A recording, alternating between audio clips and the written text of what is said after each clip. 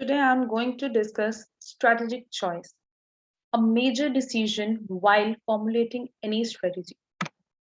So, these are the contents which we are going to discuss in this lecture, starting with the introduction, then the process of strategic choice. After then, what are the various factors which affect the choice? Then, what do you mean by contingency strategies and what are strategic plans? Organization continuously face the challenge of exercising choice among the different alternatives. Strategic choice is an inalienable part of the decision making process, and the process of strategic choice is essentially a decision making process. Strategic choice refers to the decision which determines the future strategy of the firm. It basically addresses the question, where shall we go? Many analyses, for example, SWOT analysis, is conducted to examine the strengths, weaknesses of the firm, and opportunities that can be exploited are also determined. Based on the analysis, the firm select the path or the direction among various other alternatives that will successfully achieve the firm objective. Strategic choice is therefore the decision to select from among the grand strategy considered the strategy which will best meet the enterprise objective. The decision involves many steps such as focusing on alternative, considering selecting factors, evaluating alternatives which we are going to discuss further. The decision to select from among the grand strategies considered, the strategy will best met the enterprise objective. So the decision involves, as I told earlier, focusing on alternatives, selecting a best factor which affects our decision, then evaluating all those alternatives against the different criteria, and then actually make the choice which strategy is best for our organization. This definition is given by Professor Azhar Kazmi, and he was very well described that the decision to select a best strategy among the different alternatives is called as a strategic choice. If I'm talking about the process of strategic choice, starting from focusing on the strategic alternatives, every company have a large number of strategic alternatives. That if I had a company, I do not rely upon only single strategy. So if I made only one strategy for any problem and that strategy does not work very well, then what shall I do? So better to make a various alternatives and then selecting best alternative amongst of all those so that we can have a best solution to our problem. Starting with focusing on the strategic alternative, after then analyzing that alternatives which we made, then evaluating the alternatives on the given criteria, on the given situation, and last is choosing from this strategic alternative the best alternative which met our objectives. Now, to begin with, the very first step, that is a focusing on strategic alternative. That could be done by visualizing the future state. So basically, strategy is defined as the plan which we make in order to achieve a desired position, and that desired position is in the future. We are currently working in a present, and this alternatives could be done by visualizing the future state and working backward. This is done through a gap analysis. A gap analysis is a very good term to identify what we perform today and what we are going to achieve in the future. The gap between these two terms, where we are now and where we want to be, that is a gap analysis, and the work which we done during that period deciding the future of our organization. Now, the gap analysis is projected performance minus desired performance. Projected performance means the performance in present, what our company perform in current situation, how we are performing now is the projected performance. And from that projected performance, When we minus our desired performance means what we want to achieve. And the work which we done on that particular portion is called as a gap analysis. So I will explain the gap analysis from this diagram. The gap analysis for focusing on the strategic alternative. Now, on the x-axis, there is a performance, and on the y-axis, there is a time. So if we are talking about a present performance, then there is some time which we called as a T1, and what we are performing now is our present performance. And in some time T2, what we are performing is the desired performance. That is what we want to achieve. Now the gap between our present performance and desired performance is shown by this arrow, which is a performance gap. And we need to cover this gap because we want to achieve the desired performance. So what factors are affecting our performance? What was the situation, where we stand now, and what we want to achieve? All these things are need to be focused. And now what is strategic alternative? We are talking about that focusing on a strategic alternative. Then what is strategic alternative?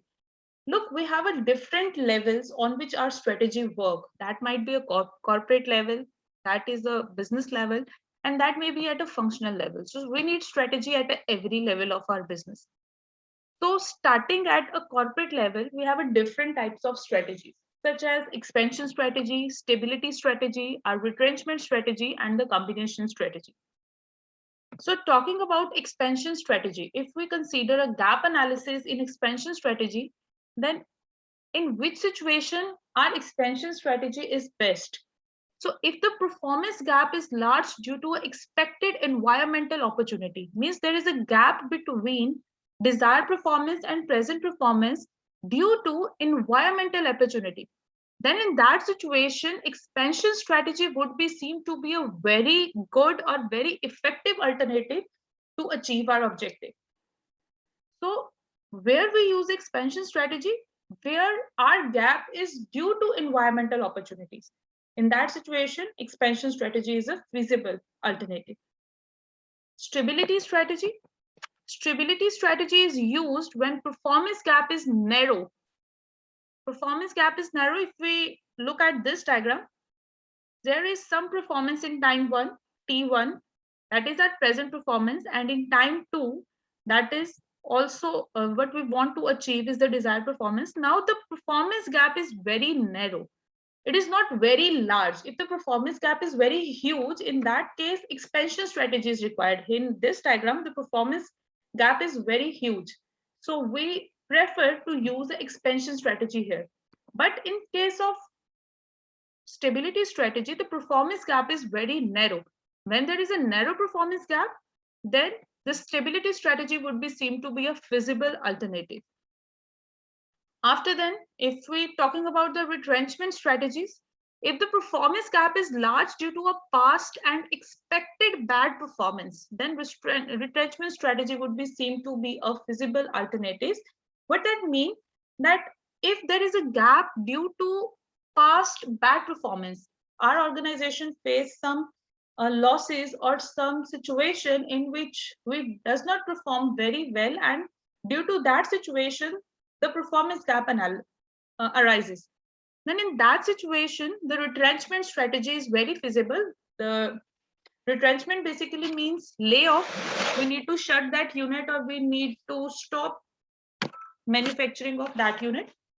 So if the performance gap is due to a bad performance, then the retrenchment strategy is the best possible way.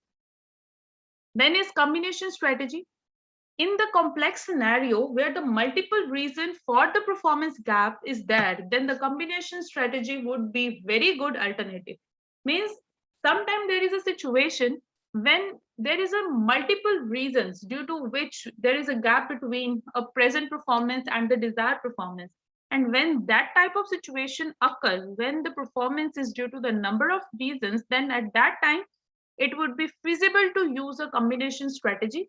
And now what that was all the strategies at a corporate level. Now at a business level, when business level is the middle level of any organization, The organization need to think alternative ways of competing. Means at business level, basically what organization done, organization wants to know the alternative way, organization wants to work on the methods or the alternative solutions, how to compete with our competitors. The choice is essentially between positioning the business as being a low cost, differentiated and focused. Low cost way means that lower down the cost of the product. Differentiated means we are entering into the number of product line, and the focus means we need to focus on the single product and do very well in that sector also. So it need to understand the condition of the industrial risk and benefit of each competitive positioning before making a choice. And if we're talking about the business level, at business level, we are thinking how our competitor work. So before taking any decision regarding alternatives, we need to consider the factors of risk and benefit about our each competitor positioning, how our competitor works, which factor of our competitors affect us, that all need to be considered. By reverting business definition, there is a three dimensions on which we need to focus. One in the customer group. Customer group, as we know, the customer is the king of a market, and without satisfying our customer, we are nothing. So first is we should give a proper attention to the customer group, that which is our target audience. Second thing is customer function. Customer function means what we are offering to our customer, how we are satisfying our customer, what are the ways, what are the things, or what are the uh, ways or decisions by which we are reaching to our customer. This, all those are come under the customer function. And what are the alternative technologies? These three dimensions need to be considered before making any choice on the strategy. Then is analyzing the strategic alternatives. The first point is formulating alternatives. After formulating alternatives, we are at the stage when we are analyzing our alternatives, which we are formulating. And analysis has to rely on the certain factor. When any company analyze, there is a certain factor, there is a certain criteria on the basis of which the analysis is done. These factors are termed as a selection factor. So these factors are divided into two types. So one is objective factor and other is subjective factor. So if we are talking about objective factor, based on the analytical technique and hard facts or a data, means objective factor by means I want to say about a raw facts and figures, a hard data, our facts, our old records, our comparative statements, profit and loss accounts, all these factors are the objective factors which are based upon the analytical techniques and hard facts or data. And by subjective factor, what I mean, that is based upon our personal judgment, our collective or descriptive factors.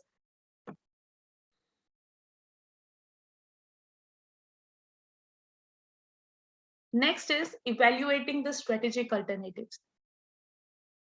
When we analyze our alternatives, now we are at the situation to take a decision about what is right or what is wrong, because we are analyzing each and every alternative on the set criteria. After analyzing, the next step is evaluation. Evaluation of strategic alternative basically involves bringing together the analysis done on the basis of objective and subjective factor. Basically, when we are evaluating our strategy, we need to do analysis on the basis of certain factor to observe what is important. So both the factors have to be considered together. We can't done that we done analysis on the basis of only single factor, or we can take an only subjective factor and ignore objective factor. That is not possible while doing the evaluation. If we want to do evaluation of a strategic alternative, we need to observe what is important for our organization by taking both the factors together. Now, when we evaluating our alternatives, after evaluating, the last step is choosing from among the strategic alternatives. So this is a final step. One or more strategy have to be chosen for implementation. So we have lot of alternative. Now we do analysis, then we done evaluation, and now we are at a stage where we can choose a final strategy for implementation. Also, blueprint has to be made that will describe the strategy and the condition under which they operate, how that strategy works, what are the conditions. All these need to be explained in the blueprints so the people know what to do and what is important. So choosing among from the alternative strategy is the last step. That is a strategic implementation. The strategy which we have chosen earlier need to be implemented in this step. Now, we are talking about some subjective and objective factor. By subjective factor, what I mean, these are intuitive, descriptive in nature. Here is no cut and dry analytic model can be used. It consider many of the issue that can not probably should not be dealt with the application of analytical model. Means the subjective factor are just a qualitative in nature. Our intuition, our judgment, our loyalty, our honesty, all these factors are come under the strategic factor. They are nothing to do with any analytical models or any theories. They are just our intuitive. They are based upon our intuition. Like these are some strategic factor which we consider. That is consideration for government policies, perception of critical success factor. Critical success factor are that important factor which need to be considered while making any decision. Success factor means these factors are important for the success of our organization. And if we ignore these factors, we will suffer a lot. Then is commitment to past strategic action. The strategy which we formulate earlier, we need to commit it to that strategy also. Strategic decision style, attitude to the risk. Are we risk taker? Are we risk averter? What type of person we are, or what type of a person is a strategist? What are their style of taking decision? How the internal political consideration work? What are the timing? How the competitor work? What are their consideration? All these things are come under the subjective factor which are need to be considered while making any strategic choice. Now, if I explain these factors one by one, the very first is consideration for government policy. How government policy affect our strategic choice is the strategy with the organization are aware that a government role is very crucial in setting down of a politics or a priorities. In fact, government policies are the deciding factor which impact on the future prospect of a company, that how our company work depend upon the government policies. So we all, if we are entrepreneurs, if we are working as a businessman, we know the government plays a very crucial role. Then is a perception of critical success factor and distinctive competencies. For considering several strategic alternatives, strategic could be guided by a distinctive competencies. Competencies are that strength which we possess but our competitor does not. So that the organization possesses, and CSF here means critical success factor that ensure the success of any industry.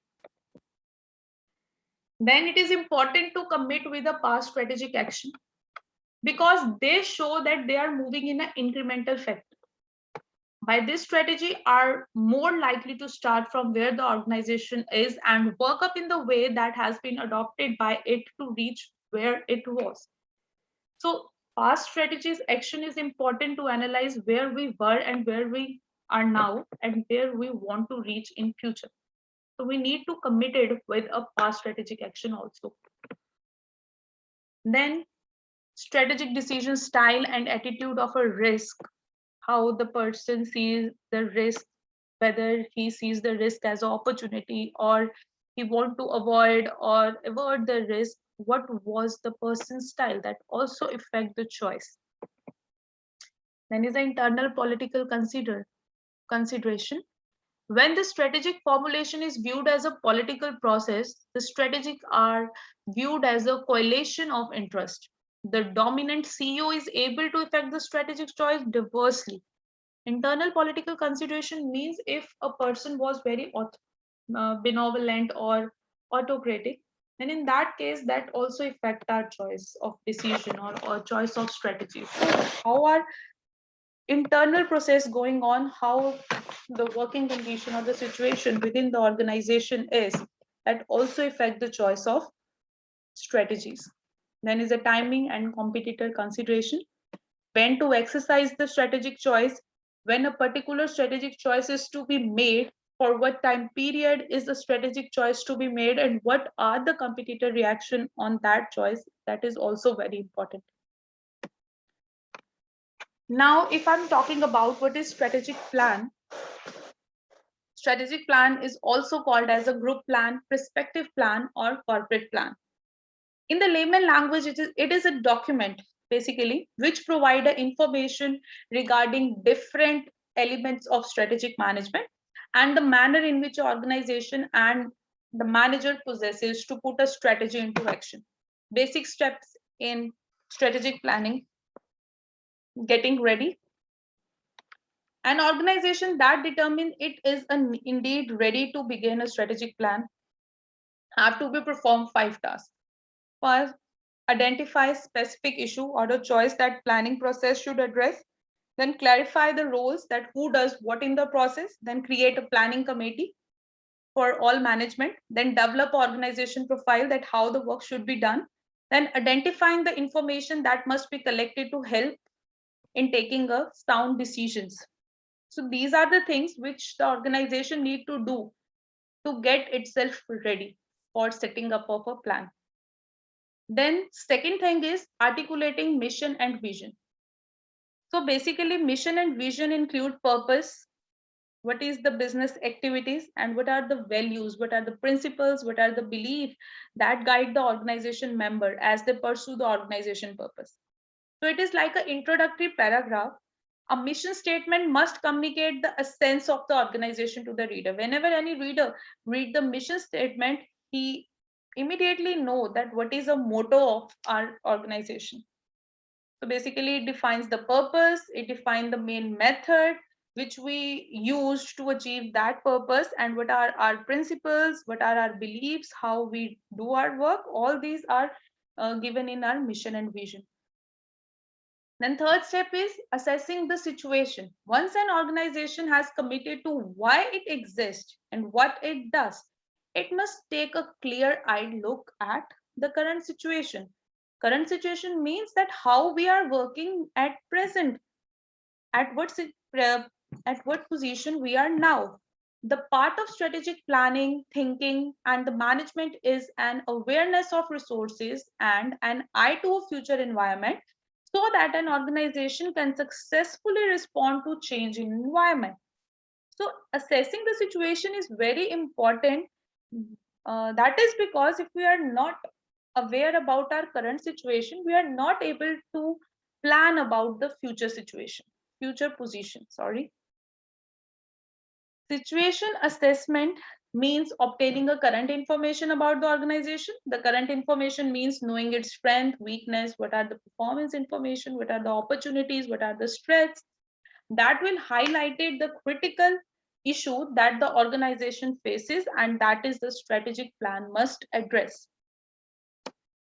Now, after assessing the current situation, the next is develop strategies, goals, and objectives. Once an organization mission has been affirmed and its critical issues has been identified, it is time to figure out what to do about them. The board approaches to be taken and the general and specific results are to be sought. That is formulation of goals and objectives. This strategy may come from individual inspiration, group discussion, formal decision-making techniques, and so on. And last is completing the written plan. The mission has been articulated, critical issues has been identified, the goals and strategies agreed upon. This step essentially involves putting all that down on paper. That means we need to write it down on the paper, everything about our plan. So completing the written plan. Now this is a format how a strategic plan is made.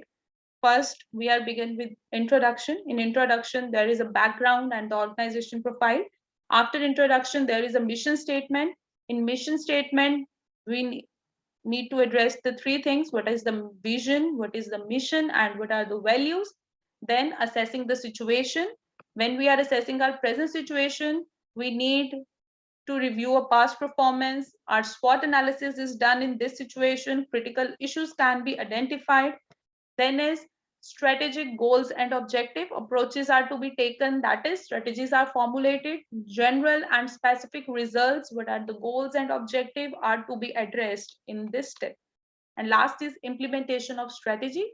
Then that is action planning, activity, budget, finance planning. How we achieve that strategy, how we implement that strategies need to be done here.